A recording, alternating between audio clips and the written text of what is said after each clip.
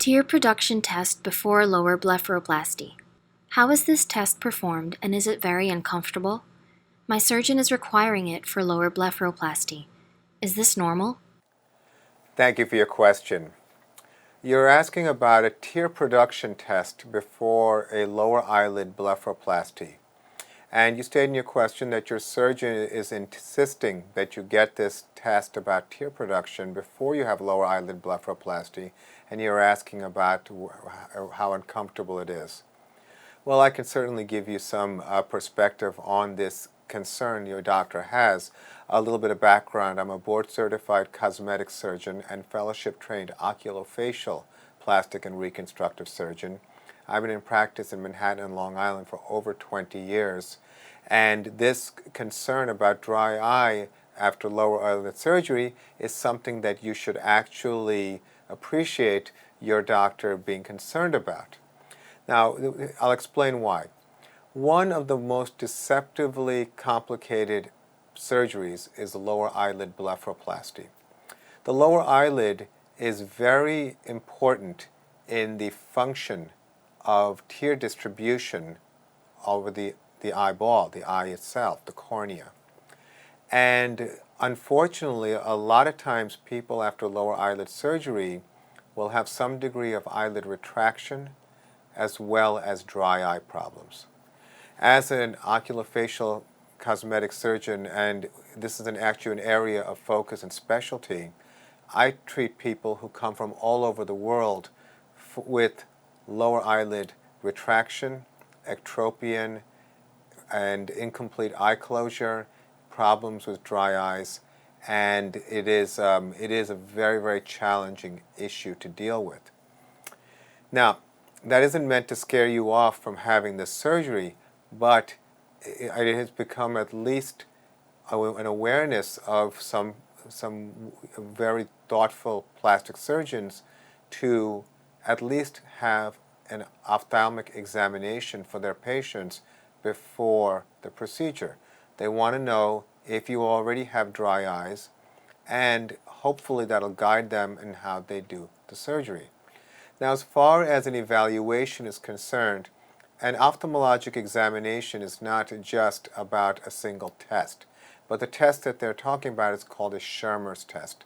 And a Schirmer's test is a test which has been around forever in ophthalmology.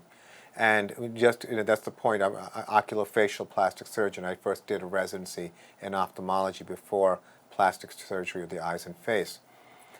This is a little strip of paper that's put just at the eyelid, and it basically measures how much tears are produced.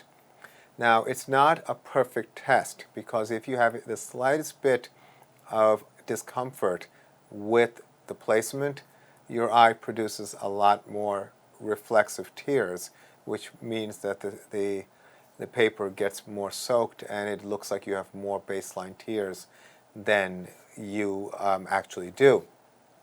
But also an ophthalmologist would look with an instrument called a slit lamp at the tear film and your baseline and the health of your eyes. So I would advise you to follow your doctor's recommendation and have your eyes checked for dry eye. And it doesn't mean that people with dry eye can't have eyelid surgery. In fact, as a specialist, people who have severe dry eye, people who have Sjogren's syndrome, rheumatoid arthritis, many types of different issues have come to me because of my background and my knowledge of how to manage their dry eyes. Oculoplastic surgery is eyelid's orbit lacrimal system, so we know a lot about this, about the tear production and tear drainage system. On top of that, it's also important that if you do have dry eye, it's generally fairly straightforward on how to manage dry eye. You use artificial teardrops, use some kind of lubrication to just keep the eyes moist. And I generally recommend that if people have a history of dry eye, that they be more vigorous about treating their dry eye before the surgery, so that if case during surgery they have some prolonged exposure of the eye, they have a little bit of moisturization on board. And of course, afterwards, it's very important to be adherent to the dry eye treatment schedule. So move forward. Again, I really strongly recommend that you move forward with the dry eye evaluation and discuss this with your doctor in terms of what the overall game plan would be once the evaluation is completed. So I hope that was helpful. I wish you the best of luck, and thank you for your question.